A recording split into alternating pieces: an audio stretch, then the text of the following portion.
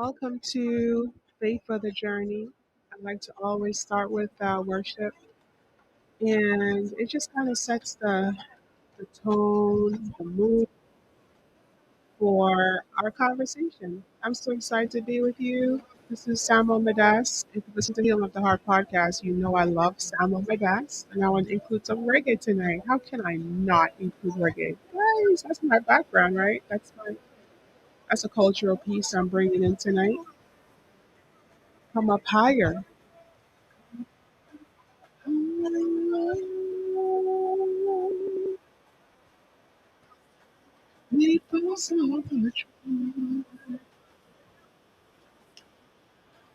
Why your story matters. That's why you have to come up higher. It's a fight, but it's a good fight.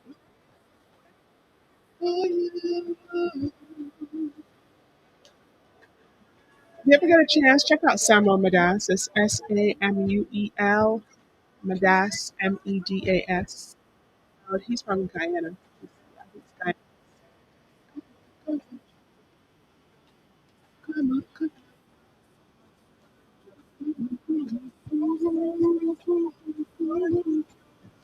I was playing this song yesterday. Yesterday morning I was at work. It just lifted me up. I was like, yes, God has so much more for me every single day.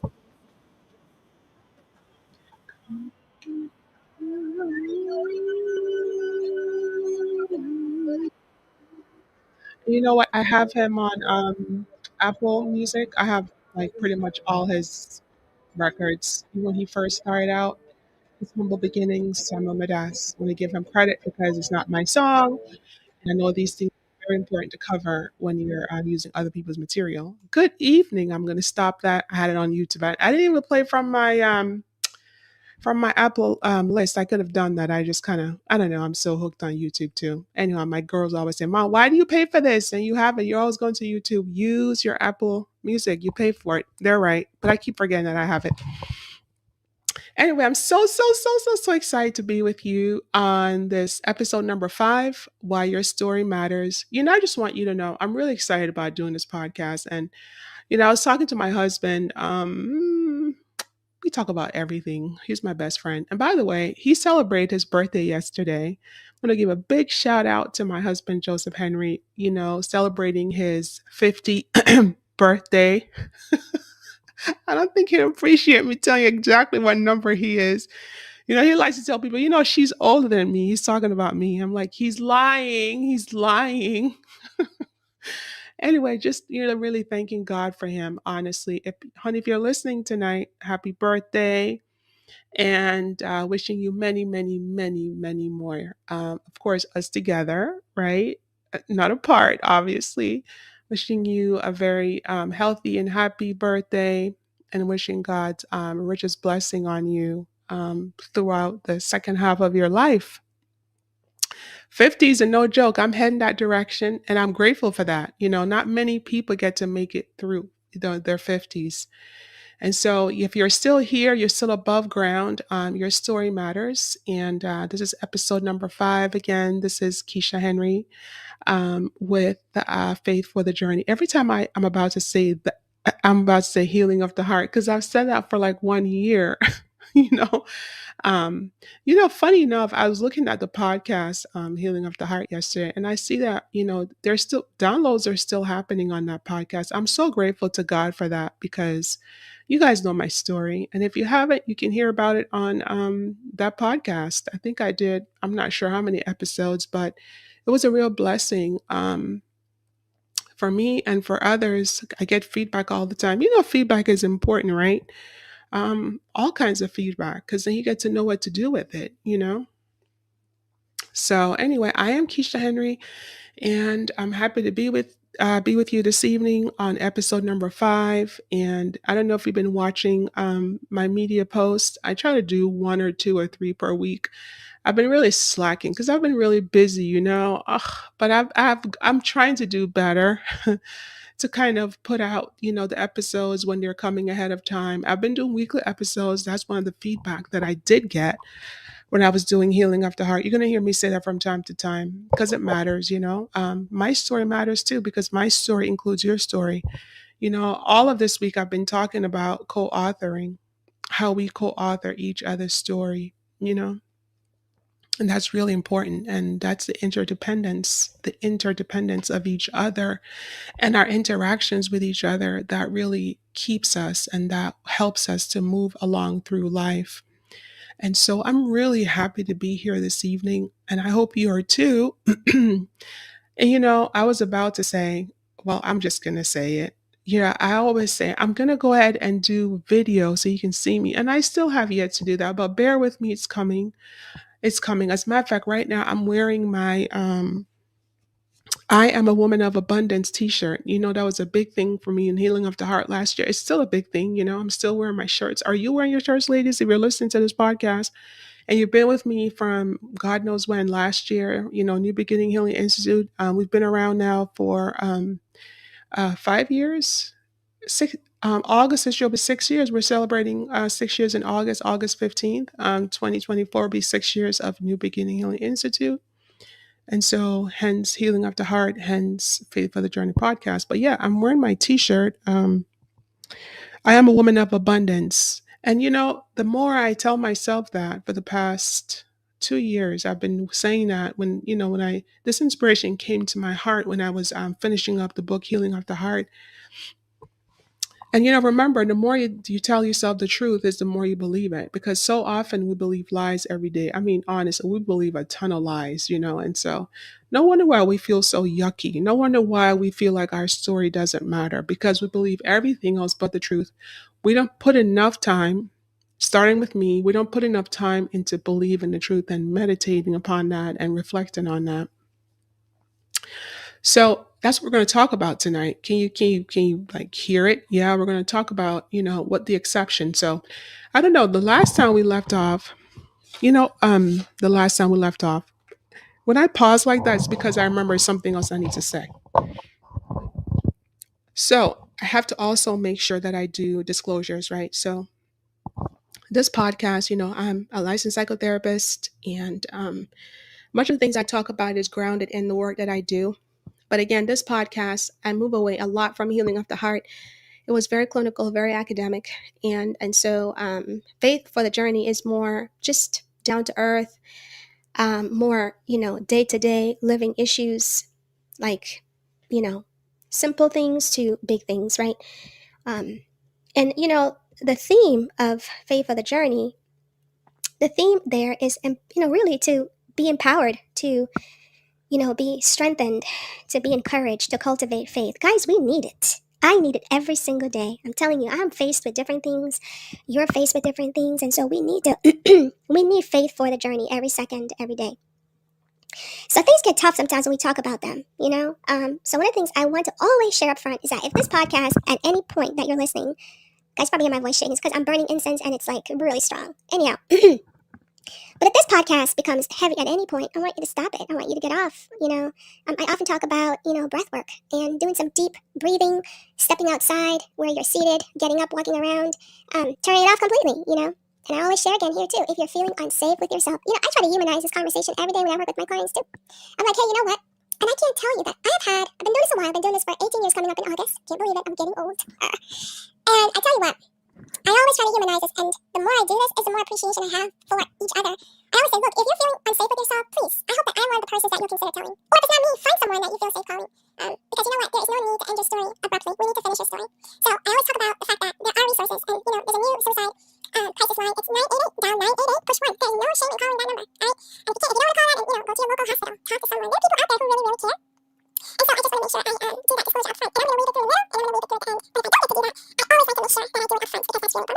We're living a very, very volatile time. It's not easy though. Where we are in history, we're just on the pendulum, we're living those experiences. But where we are in our time, this has happened before. Just check history, it will tell you, right? We're going to take that applies, and we're going to take that. So the point about it, I always contemplate. We're going to think about, so I'm talking to someone yesterday, and we're talking together. She's on the podcast, where, it can't bounce off of each other. I think, this podcast is right, this podcast is right, and I do like that, the nature of this podcast, where each episode goes on beyond. And so, we're going to take a random person, we're going to say, but the last time we left off, I was asking about what meditation and circumstances, right? I'm going to you, right?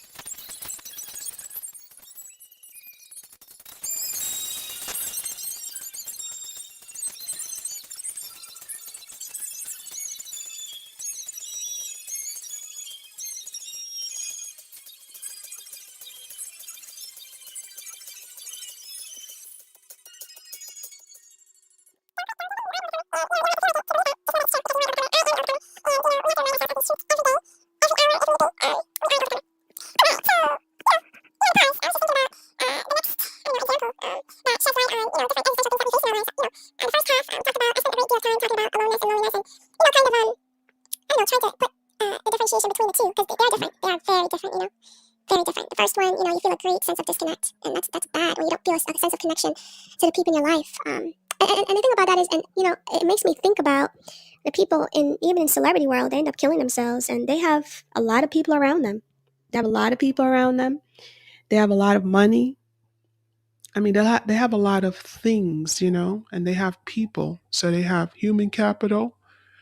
They have, a financial capital, and yet they still feel a sense of disconnect.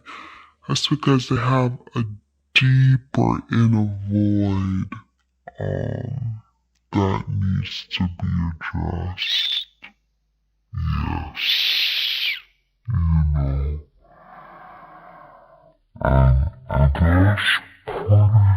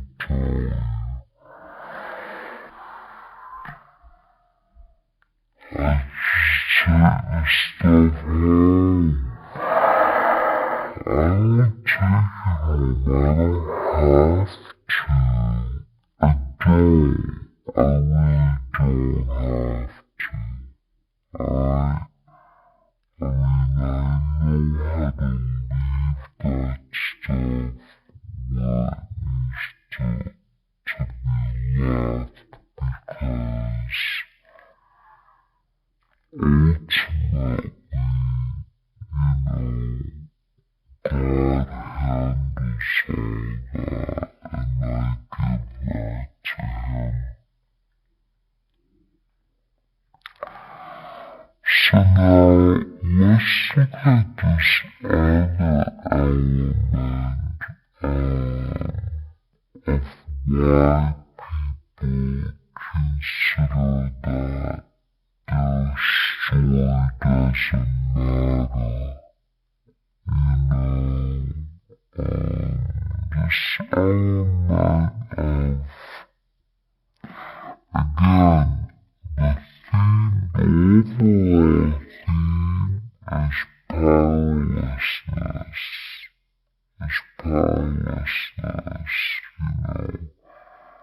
Feeling a sense of powerlessness, not to feel connected to people.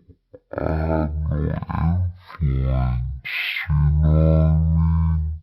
I have no influence,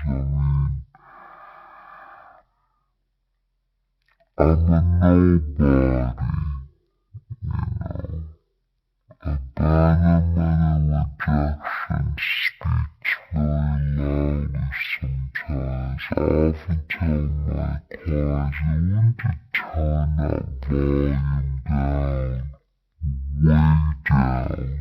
It's too loud.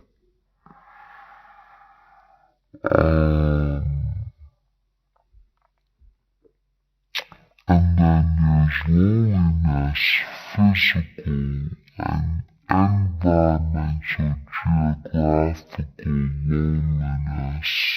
I should qualify it like that. The second loneliness and how that impacts us. But then I was clear about how, the first one, you need to get really some help with that. You need to get some sound professional help to help to work through that so you can find meaning in your life, so you can connect to yourself, so you can better connect to yourself, so you can connect to others. Without that, it's kind of impossible, I'll be honest. And when those are not addressed, people end up, with very what we call very, low impulse control, drinking, drugging, um, and then if there's mental illness already involved, then mental illness become even more severe, right? Because then we start doing things that are very impulsive and they're very dangerous to themselves and others. So can you see why your story matters? Can you see that why faith is so important now? I'm telling you, now is a good time to kind of throw in there, just kind of continue to reinforce the importance of, spiritual practices. You know, and I want to make sure that because I'm almost out of time, and gee, I didn't finish everything I want to talk about. Um, but one of the things I want to talk about, or reinforce rather, I should say, is psychological states. Psychological states, right? Such as, your emotions, your behavior, your thoughts. Did you see the video I made on Thursday talking about thoughts and emotions? You should check that out on the YouTube video. I can't get into that tonight, but look up Keisha Henry LCSW Psychotherapy, something like that on YouTube, and you see my little insight about that. But your psychological states, right?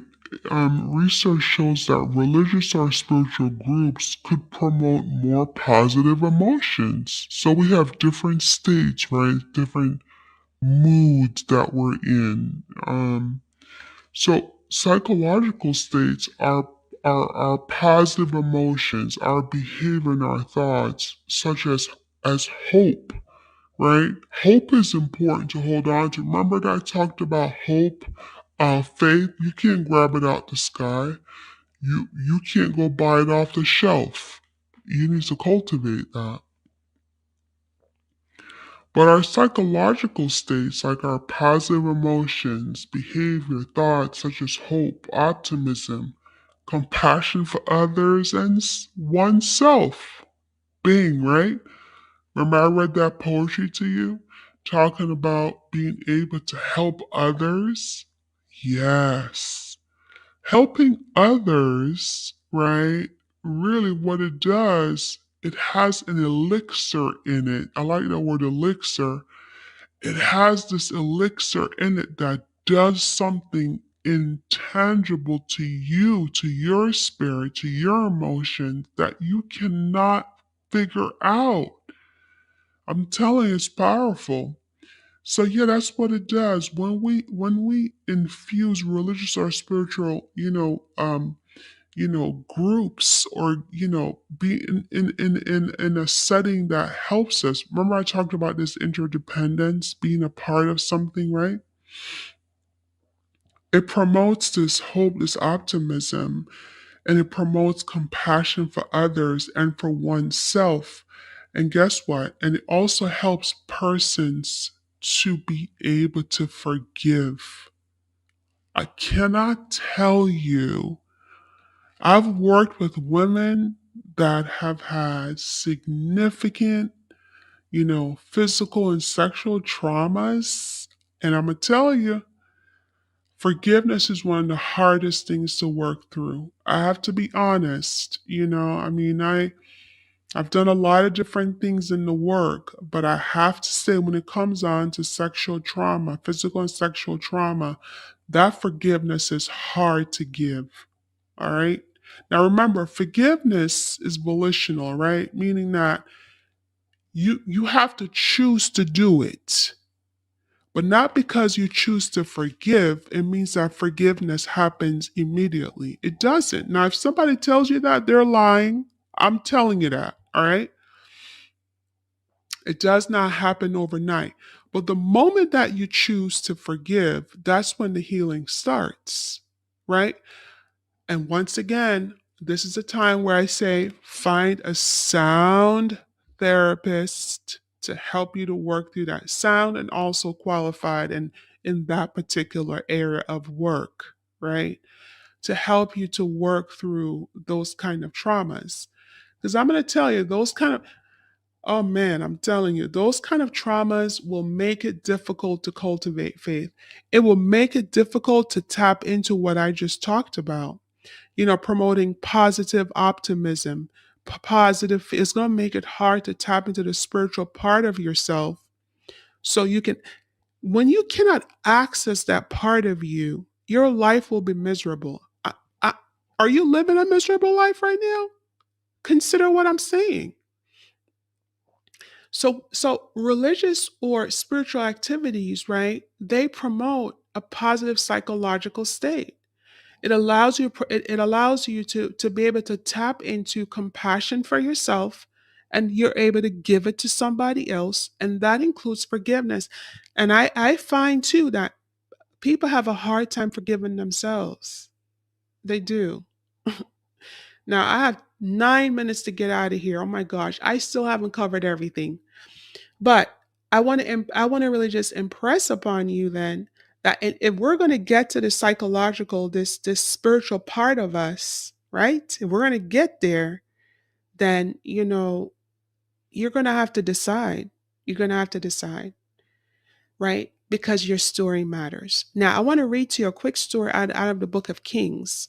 All right, out of the book of Kings. I'm gonna read to you two scriptures. One, the book out of the book of Kings, and one out of Second Corinthians, and then that's we're going to wind down. These two scriptures will I hope will cement or solidify why your story matters. Tonight I looked at elements of loneliness, aloneness. Now I want to close out with looking at elements of poverty. These are existential things that happen to us that hardens our faith, that sends the message that your story doesn't matter. So now I want to read to you out of the book of Kings. Okay. I'm going to pull it up on my phone. And this is Second Kings chapter 7. So real quick story, right? So, so now there were four men with leprosy at the entrance of the city gate. They said to each other, "Why stay here until we die?" So now let me give you a backdrop. There was a war going on. And there's famine, and basically their city was pillaged, and they had nothing within their setting to eat. So there were four men with leprosy at the entrance of the city gate. They said to each other, "Why stay here till we die?" They're saying, okay, so yeah, we have leprosy. There's a war going on that we did not, we had. I mean, come on, we're like peasants. We don't have any say about whether a war happens or not. Kind of like living our time. What I would say about if they war with Russia, we don't have okay. But they're saying, hey, my story still matters. And even though I have leprosy, and even though, we don't have much of anything, why stay here till we die? And they said, if we say we'll go into the city, the famine is there, and we will die. And if we stay here, we will die. So, in my country, we say, well, damn if you do, damn if you don't. So you might as well do. I used to hear my grandmother say that.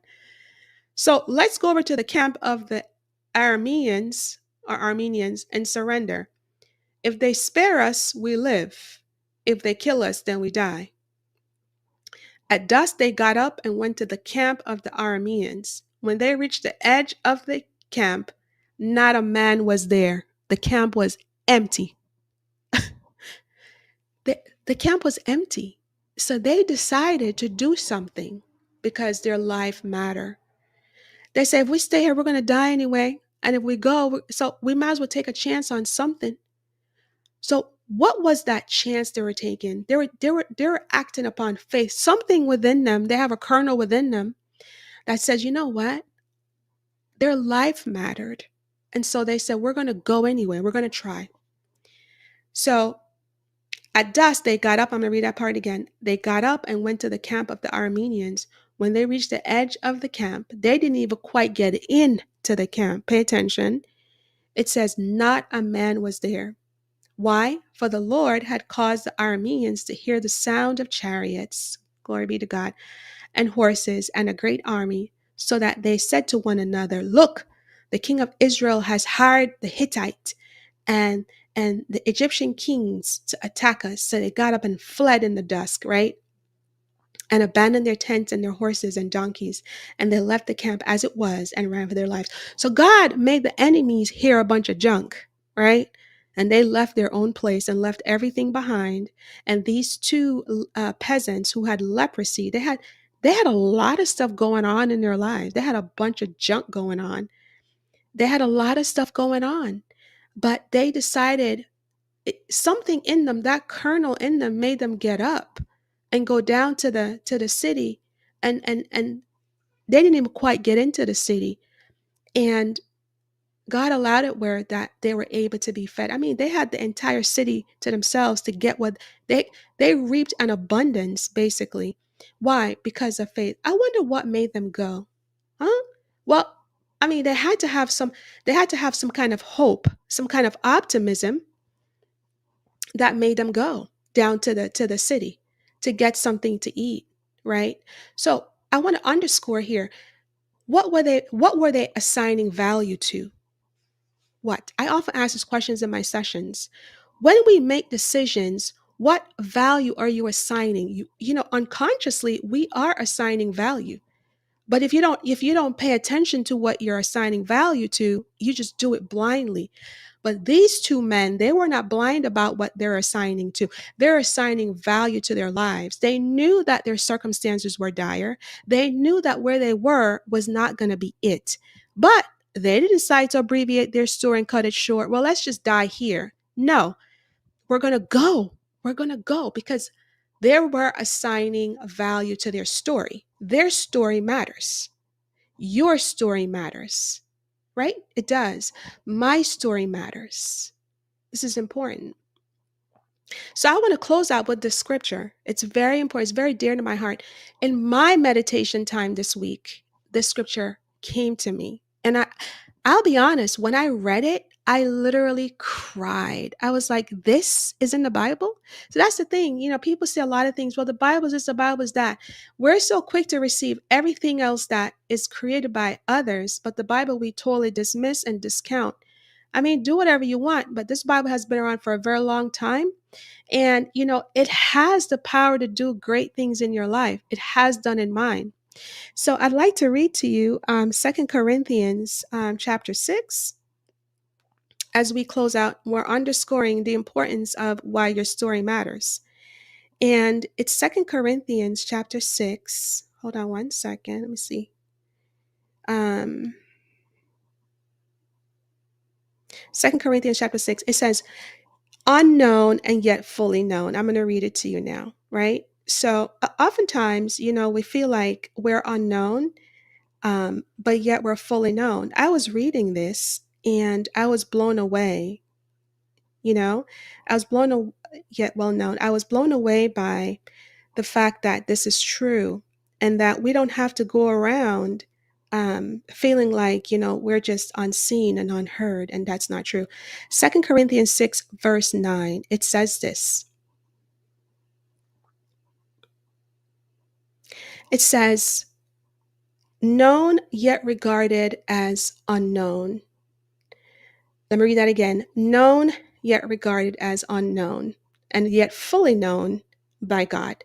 So, when I read that this week, I said to myself, wow, a lot of times, when we pay attention to the existential things, to the external world, more than we pay attention to what's happening on the spiritual, on the inner levels of our lives, that's when we begin to believe the lie that and then we begin to assign value to the external things rather than the internal things. I'm going to tell you, the external things, they are impermanent. They will not last.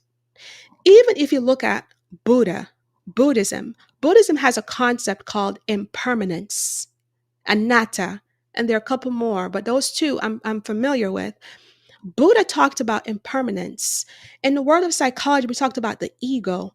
In Buddhism, they talk about being egoless. In the Bible, it talks about life does not consist of the abundance of things. When I look at all three of those statements, it basically says this: the external world can never bring you peace and happiness. That's not where it is. So oftentimes, we go around feeling like I'm unknown. I need to be known. No, we're fully known. We're fully known by Him. Why don't we seek Him to learn about what it is that He wants us to do? That's where we're going to find our peace. That's where we're going to find answers, or even not even answers more so much, but meaning about what it is that we need to continue doing in our lives. And you know what? I'm really trying to close. Like the preacher, I said, I'm trying to close. I'm really trying to close. But Ephesians chapter 2, verse 10, and this is the one I really want to close with. It said, God has prepared for us to do good works ahead of time. Now, doesn't that hit you? Ephesians 2, chapter 2, verse 10, God has prepared for us to do good works ahead of time. Those two scriptures during the week really, really, really, really hit me. So if God prepared for us to do good works ahead of time, how is it we don't matter? All of us are created to do good works ahead of time. How is it we want to, cut our story short? That's not the right idea. It's not.